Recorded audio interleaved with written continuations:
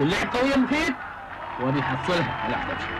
حصلها فلاح دبشة جانب من الإخوة الزملاء الإعلاميين، والمباراة تلفظ أنفاسها الأخيرة، متبقي أقل من 3 دقائق على نهاية المباراة، وفي خطأ في مكان خطر لمنتخب الإمارات، ومنتخب الإمارات خسران لحد الآن بهدف لا شيء، وفلاح دبشة يوجه زملاء المدافعين. الصد مكون من 4 من لاعبين المنتخب الكويتي أو 5 4 وفي سعد في التنفيذ.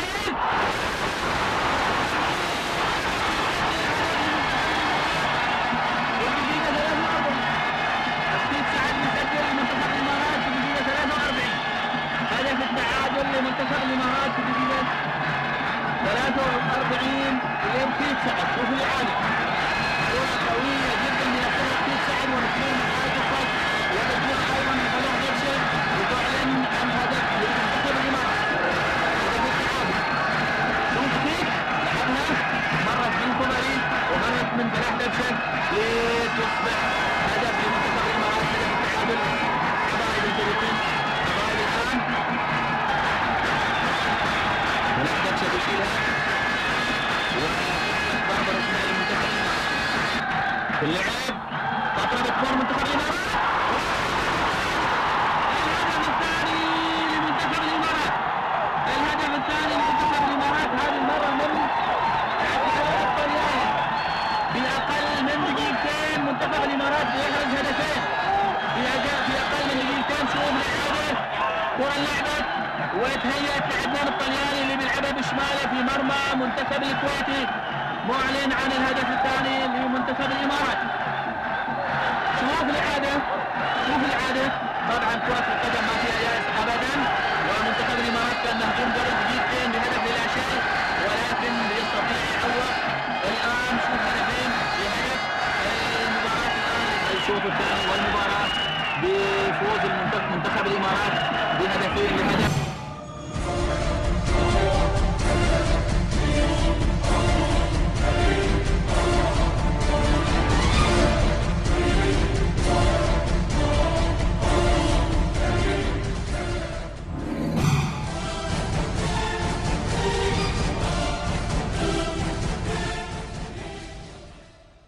نعود احبتنا من جديد في برنامجكم راحة البطولة. مباراة منتخب الامارات كما شاهدناها في خليج 13. كابتن خالد الشليمي، مباراة الامارات عليها ضجة كثيرة، بداية تتقدم بهدف اللي صنعته عبد الله الغفران، ثم خسارة في اخر 3 دقائق. شو اللي حصل؟ والله صدق هذه كانت مفصلية طبعا للفريق بعد. حتى تكتيك الفريق تغير. البداية الفريق من اروع ما يكون كان مقدم زين ونقل نتائجه كلها طيبة كانت وثالث فوز واحنا كنا متأملين. انا طلعت اخر 3 ساعة نفس الشيء. كانوا الابر هذه ودش اذا احس بالعوار فاشرت لاخر 3 ساعة او 25 دقيقة. انا شفت في ربكة بالفريق شوية نرفزة. الاماراتيين قدروا ينرفزون بعض اللاعبين، بعض الكلمات وبعض الخشونة. فأنا أشرت المدرب إني أنا أحس بعوار. قال لي كمل. قلت له ما أقدر، جد ما أقدر. فرحت سحبت نفسي، وأنا كنت مدرك بأن بعض اللاعبين صارت فيهم نرفزة، وكنت أقول لهم لا ينرفزونكم، ناس خسرانين ما عندهم شيء يخسرونه. صحيح. لكن يبقون صغار سن طبعا. ها فسبحان الله آخر 3 دقائق تغير كل شيء. ارتبكوا اللاعبين بعد المباراة. تخيل بعد المباراة ما تصور حالة الإحباط اللي حاشت اللاعبين. قاموا يبكون بالباص، وأنا بسمي اسم أحد الشباب يوسف دوخي الله يذكره بالخير. يبكي بالباص. فايش فيكم ما انتهت البطولة يا أخوان، هذه مباراة. لا احنا خاف يصير فينا مثل ما صار فينا الدورة اللي قبلها. 12 الظاهر فازوا المباراة الثانية بعدين خسروا وطاحوا. قلنا انتم راح تاخذون البطولة على ثقة. الفريق قدم زين أروع ما يكون، لكن سبحان الله فقد التركيز والتنظيم. آخر 10 دقائق 5 دقائق الفريق وشوف. سبحان الله. نعم. تكلم ايمن الحسيني في هذه المباراة الامارات، قال خالد صارت ربكة، نرفزت لاعبين. شو اللي تغير في 3 دقائق تنقلب النتيجة من 1-0 إلى 2-1؟ شوف، هو انا اتوقع اذا ماني غلطان صار عندنا طرد محمد بنيان شويه، هو اللي اثر في هذا، وهذه تحصل. ومباراة نفس هذه انت بتلعب 5 مباريات خسرتها الحين. هني السر لما نتكلم، احنا دائما نتكلم لما نقول الجيل الذهبي، الجيل الذهبي ما هم لاعبين بس، في إدارة فريق، في مدرب، في حتى مسؤولين. مثل ما قال ابو احمد، انا الظروف هاي عشناها خليج يمكن 12 وخليج 11 هم نفس الشيء لما انقلبوا من قطر 4-0، وخليج 12 هم لما خسرنا صارت بدأت المشاكل. احتواء الازمه متى؟ ترى من اول ما صعدنا بالباص دق احمد الفهد، الشيخ احمد الفهد، قال الحين ابيكم. زين. ماكو لا غرفه اجتماع ولا شيء، بالمور قاعدين. قبل لا تصير اي مشكله، وصارت مشكله الخضر ينطرد بعد، صار له شغله ومدري شنو، صارت يعني امور كثيره كان ممكن الفريق خلاص ينهار. وهذه سمعه وطن الامانه اتكلم فيها. لكن حكمه الشيخ احمد الفهد، واقول لك اياها، يعني واحد من الامور اللي احنا لازم نذكرها، ان دائما احنا ما نركز على اللاعبين او المدرب او الاداره، لا المنظومه كامله من اداره فريق. اجتمع فيكم احمد الفهد، الشيخ احمد الفهد، شو اللي دار؟ قال حسابيا جاب لنا اياه، بغض النظر عن نتيجه المباراه هذه. احنا كنا ويانا السعوديه وقطر، اخر لعبتين اللي كانوا يمشون وياك. نعم.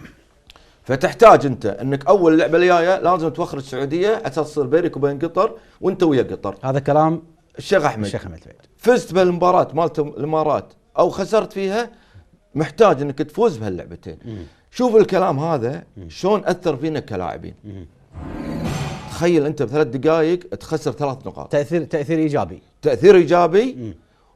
وصارت من وراها احداث اللي نتكلم فيها بنحكي عنها، بس احنا خلينا نشوف المباراه طبعا الحاسمه اللي جمعت منتخب الكويت امام السعوديه، حساباتها مختلفه، امور كثيره حدثت نشوفها ثم نعود من جديد. ابقوا معنا.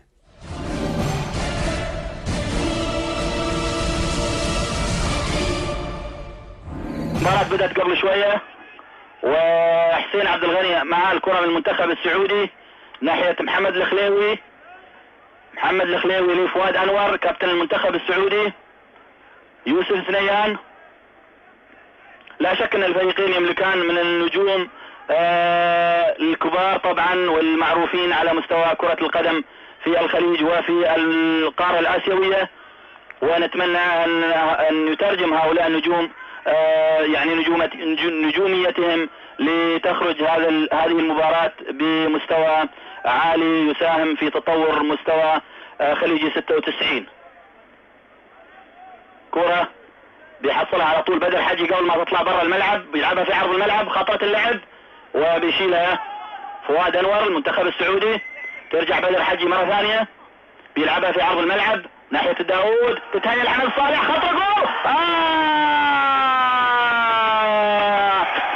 جول المنتخب الكويتي، جول المنتخب الكويتي عن طريق حمد الصالح، جول المنتخب الكويتي عن طريق حمد الصالح. بالفعل كرة لعبت بشكل جيد من الداود تمر من حسين عبد الغني، حصلها حمد الصالح وبيلعبها مباشرة في مرمى محمد الدعيع، معلن عن بداية كويتية في هذا اللقاء. هدف المنتخب الكويتي لا شيء المنتخب السعودي بعد مرور 3 دقائق على بداية الشوط الأول. صاحب السمو الملكي الأمير سلطان بن فهد بن عبد العزيز آل سعود. عدا ذلك في حذر طبعا من فريقين، الكرة بتلعب للمنتخب الكويتي، تلعب في المرمى، الله، كرة خطرة بالفعل، يعني لافة كانت بالفعل وتمر وكادت تصل الى شباك محمد الداعية لولا القائم، وهذه عادة اللعبة، كرة تضرب في القائم وتتحول الى داخل الملعب، وايضا ما استغلت ومرت لمنتخب الكويت. خالد مسعد وضربة ركنية المنتخب السعودي، تلعب في عرض الملعب، خطرة تلعب وبيحصلها خالد الفضل، بيحصلها خالد الفضلي. انلعبت من احمد جميل اللي دائما يشترك في الكرات العالية في المنتخب السعودي.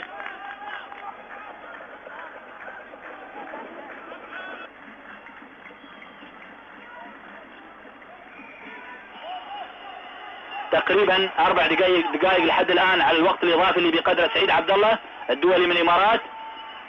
كرة اللعب يحصلها بشار مرتدة للمنتخب الكويتي، وفي هذه اللحظات يعلن الدولي من دولة الإمارات العربية المتحدة سعيد عبد الله عن نهاية الشوط الثاني والمباراة بفوز المنتخب الكويتي بهدف على شقيقه المنتخب السعودي.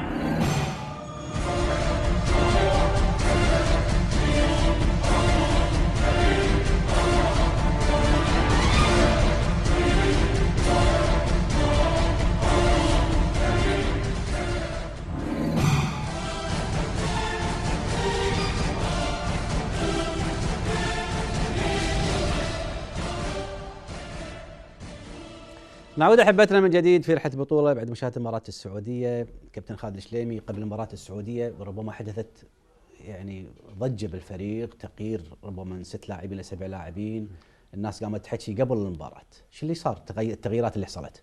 والله شوف، هذا اللي يدل على الفروق بين المدربين. ما شاء الله اتخذ قرار مو سهل. والبعض قاموا ينقزون ويتكلمون يطعنون، مع انه شوف سبحان الله الرجل هذا قبل المباراة بالليل قبل مباراة السعودية ترى التشكيل ما حد كان يعرف شو اللي راح يصير، كان مفاجأة.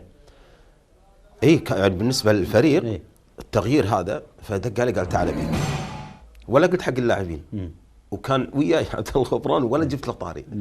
قال لي ابي انا بسوي كذي كذي كذي كذي، انت تقدر تأدي الدور هذا؟ قلت انا ما اقدر لان انا متعور اصلا. قال على العموم انا بسوي التكتيك هذا، بلعب كذا وكذا وكذا، وفعلا حط اللاعبين اللي هم يصلحون حق المباراة هذه وحق المرحلة هذه. وبالتالي استعان بلاعبين كاظمة عندهم خبرة فنيا مستوى عالي، انسجام أكثر، وهم يعرفون الطريقة هذه اللي بيلعب فيها. وبالتالي أنا أيدته والله بهذا، وصرحت قلت أنا أيد المدرب في تغييره برغم أني أنا كنت برا التشكيل. وقال لي أنا أبيك احتياط ويانا تقعد. قلت له ما عندي مانع، أنا بأي مكان أكون. وسبحان الله التكتيك هذا كان له الثمرة الكبيرة، قطعنا خطوة كبيرة نحو البطولة. نعم.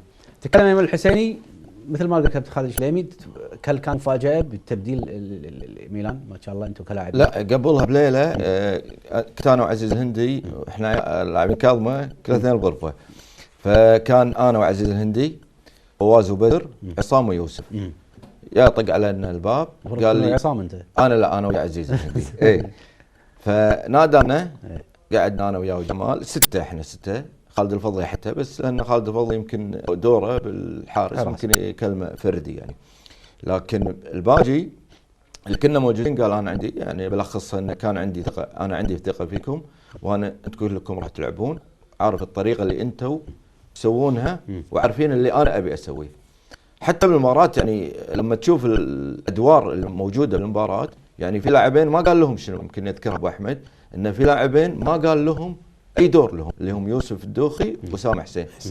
كانت ادوارنا انا ويا فواز بين كانوا السعوديه يملك افضل منتخب اتوقع في الدورات الخليج. المهم في الموضوع نفسه ان احنا من بعد الازمه السعوديه ما قدرنا نغلبهم، فكانت مباراه بالنسبه لنا مباراه يعني ثأريه، مباراه بطوله بالنسبه وديربي. كانت مهمتي انا وبدر بين يوسف هيان ومسعد اللي يكون اقرب انا وياه، وكان عنده خالد داوود ان عزيز الهندي يقدر يلعب الكرات الطويله. يعني كانت المباراه تكتيكيه. وقبل المباراه يمكن بدقائق يعني بنص ساعه وشيء، هي حق يوسف الدوخي وحق اسامه، قال لهم بالحرف الواحد، قال سامي الجابر وفهد المهله ما ابي شيء منكم، ابي كل واحد فيكم يحط مخباته. نعم.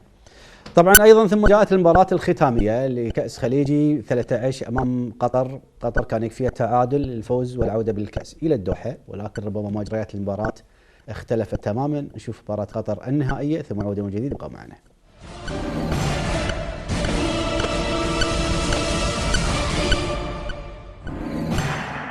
حكم توفيق للحكم ايضا باداره هذه المباراه. ركله البدايه مع المنتخب القطري. محمد العنزي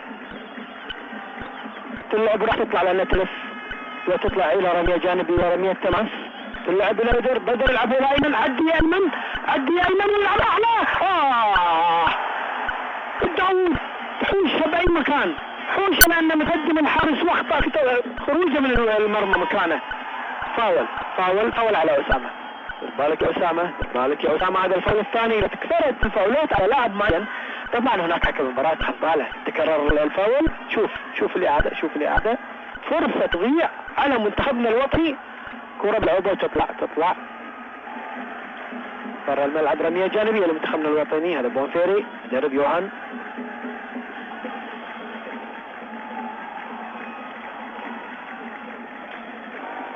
يقطعها فواز، حلوه فواز بسرعه هني الى بشار يحاول يتقدم ويعدي بشار ويلعب له كره مع خالد داوود الى بشار والجول. يا ولد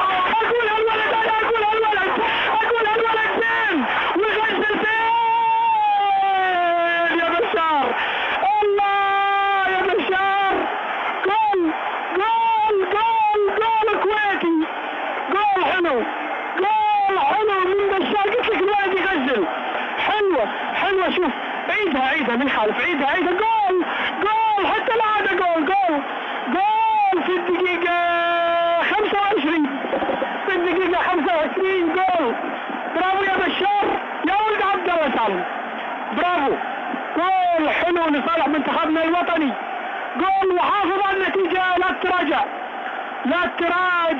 تراجع ابدا. بشار عبد الله يلعبها الشيخ احمد الفهد، رئيس البعثه الكويتيه. توصل